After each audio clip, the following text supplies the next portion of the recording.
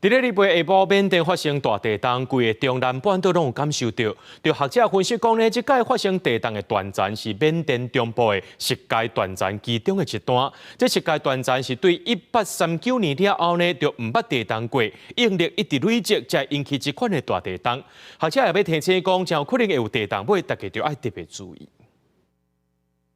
日本的老2点外，缅甸大地震，规个中南半岛拢有感受到，建筑物倒去，真侪路边拢破空，影响范围继续扩大。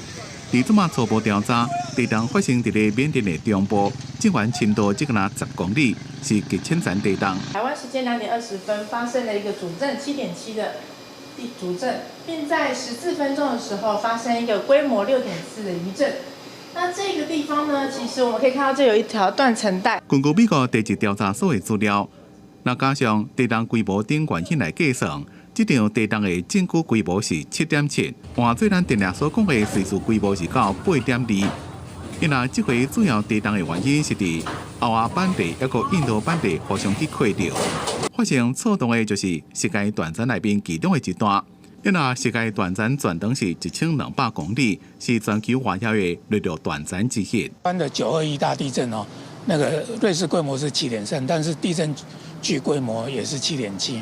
哦，所以这一次的这个地震哦，你把它想象它是跟我们那个921哈同一个等级的。规模7.7的话，大概是177颗原子弹的这个威力这样。学者王玉早伫咧2014年之前就捌估计。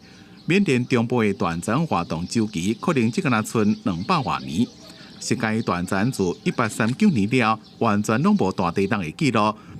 另外，根据外国媒体报道，新加坡地球观测站首席的研究员韦胜杰也提出同款的看法。我们现在另外一个在比较担心的就是在石阶断层这个地震空缺区的边缘，它可能还会再发生其他规模比较大的地震。气象署估计所在地断层的沿线，因为应力做调整，一直还有地震尾。